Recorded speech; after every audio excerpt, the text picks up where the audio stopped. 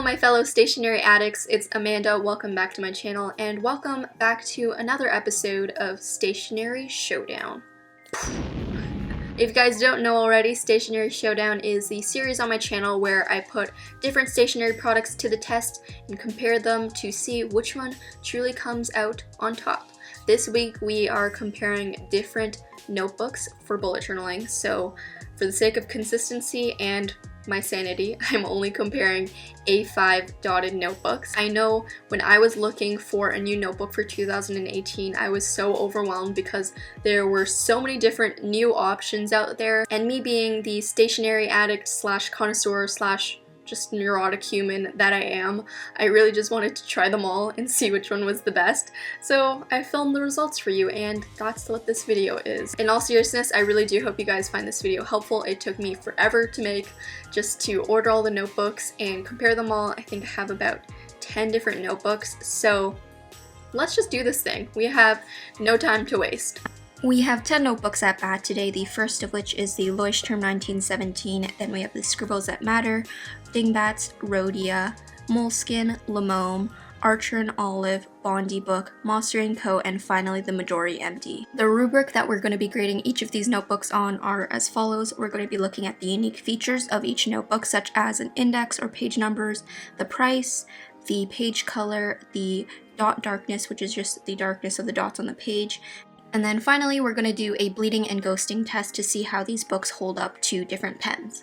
The first notebook in the hot seat is the Leuchtturm 1917. This is probably the most popular standard bullet journaling notebook. So let's go through the features of this notebook. It includes an elastic covering, 2 bookmarks, as well as a back pocket. It also has an index at the very front, as well as 249 numbered pages.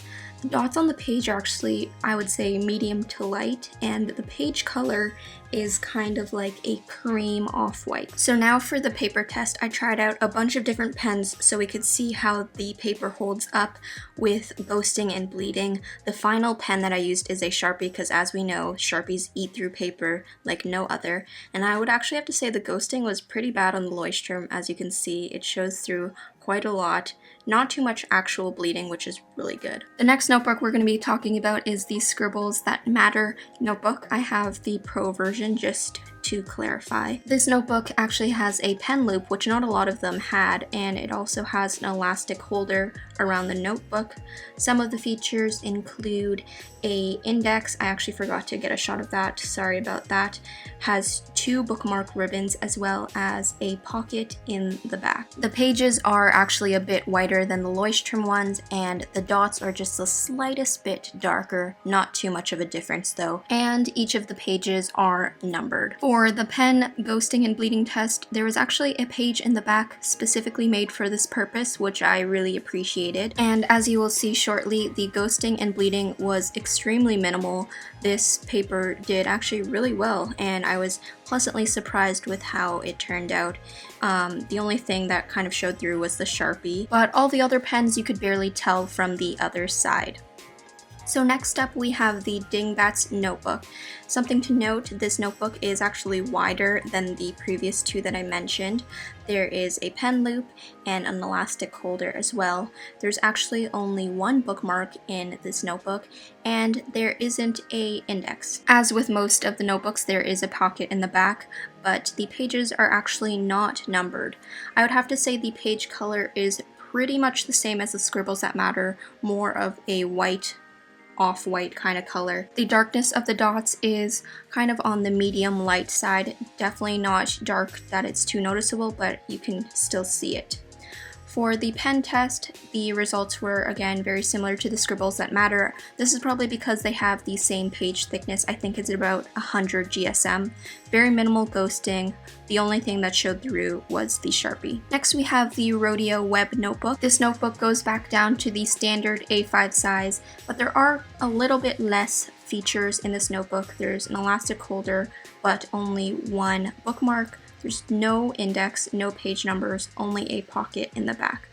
The pages are actually quite yellow. This notebook probably had the most yellowish pages out of all of them. The darkness of the dots was pretty intense. It was actually one of the notebooks that had the darkest dots out of all of them, so that's something to keep in mind if you don't like your dots to kind of distract your eye. On to the pen test. The Rhodia notebook actually held up pretty well with all of the pens. Not as good as the Dingbats and the Scribbles that matter. There was still definitely some ghosting and bleeding, especially in the Sharpie, but for the price and for a standard notebook, it wasn't that bad at all. Moleskine notebooks have been around forever, so of course I had to put their dotted journal to the test. This one's actually a bit thinner than some of your more standard A5 journals, so it's kind of a pocket-sized journal, I would have to say. It does come with a bookmark as well as a pocket in the back. The pages are an ivory off-white color and the dots are actually relatively light. Personally, I prefer lighter dots in my notebooks, so the Moleskine has the perfect dot darkness for me, but that's totally up to personal preference depending on whether you want more of a guide or if you want your dots to fade into the background. I have to say, the Moleskine did really disappoint me for the paper test. The bleeding and ghosting was really bad. It's not the worst one, but it's definitely maybe the third worst one because look at how clearly you can see the pens through the other side of the paper. The Sharpie just ate right through it as well. The next notebook in the ring is Lemome. This is actually something that you guys recommended to me. I had never heard about this and I was pleasantly surprised. There's a cool pen loop that's actually on the spine as well as an elastic. With this notebook you get one bookmark, a pocket in the back. The pages are not numbered and you don't get an index. The pages are again in that off-white ivory mid-tone color, but the dots are something that really stood out to me. They are really dark, probably one of the darkest dots out of all of the notebooks. Something that I actually noticed about this notebook is that it lays extremely flat, so if that's something that you're looking for, this is definitely the notebook for you. In terms of the pen test, this paper really impressed me. As you can see, there's virtually no ghosting. The only thing that ghosted through a lot was the Sharpie, but it didn't bleed through like other notebooks did. So if you have issues with your markers or wet mediums going through your paper, this notebook is for you. Next up we have this little guy from Archer and Olive, and I say little because this notebook is noticeably smaller than some of the other notebooks. It's just thinner. This notebook actually has the fewest pages out of all of them, but that's because the pages are extremely thick. We're gonna get into that, but before we do, the notebook has a bookmark and a pocket, no page numbers and no table of contents, and as you can probably tell, the pages are almost a cool white, leaning more towards the blue side. Out of all of the notebooks, this notebook has the darkest dots on the paper, and for the pen test, this paper is magic. I don't know what this paper is made out of, but it held up to even the Sharpie. As you can see when I flip it over, there's absolutely nothing on the other side. You can't even see it. If you're looking for a notebook that can face any type of medium, this is your guy. Next up we have the Bondibook. This one is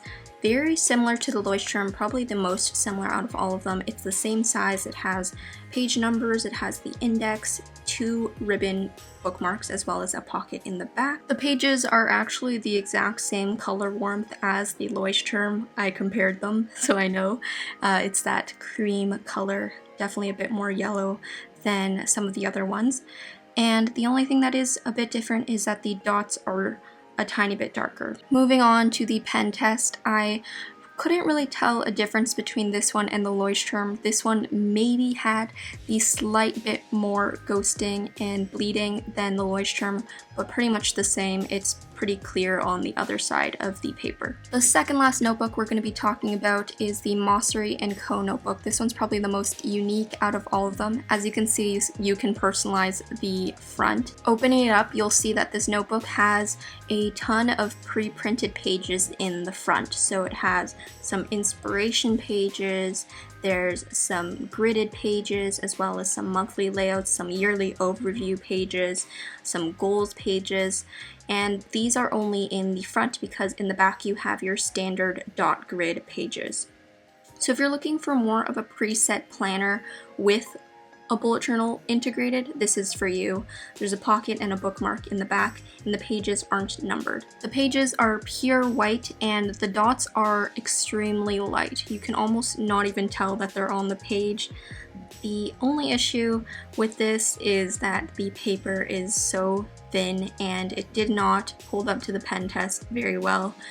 As you can see, when I flip over the pages, pretty much everything bled or ghosted through. If I were to use this, I would only be able to use pencil or only write on one side of the paper. The very last notebook we're going to be talking about is the Midori MD notebook. This notebook is probably the most simple, purest notebook. There's not a lot of things and bells and whistles. There's no page numbers, no index, no pocket in the back. There is a bookmark, and the pages are pretty yellow cream colored. And as you can see, the dots are brown, but on the medium to light side. The paper didn't really hold up to any of the pens too well. It wasn't as bad as the last one, but you can definitely see quite a bit of ghosting and bleeding on the other side. I did forget to mention that these pages are kind of the only ones that are squared. All of the other ones were rounded, so that's something that is interesting, just to note. We made it through all of them. Here is the final overview. I did make a chart comparing all of them, breaking it all down. This is just a preview, smaller version of the chart. The full version will be down below, linked in the description box. And now, of course, the moment you've all been waiting for, I need to pick my winners for this stationery showdown. I did narrow it down to a top 3, so those 3 are the Scribbles That Matter, the Dingbats, as well as the Lemome notebook. So you can't really go wrong with any of these. Alright everyone, so I hope you enjoyed this installment of Stationery Showdown. Hopefully it will help you out when you are looking to purchase a new notebook. If you want to check out my previous Stationery Showdown where I compare fine liners, I'm going to link that. As usual, subscribe for new videos and check out my Instagram at AmandaHDoodles for more art and doodle inspiration. But I think that's it, so I'm going to sign off for today. Keep doodling and I will talk to you in my next video. Bye everyone.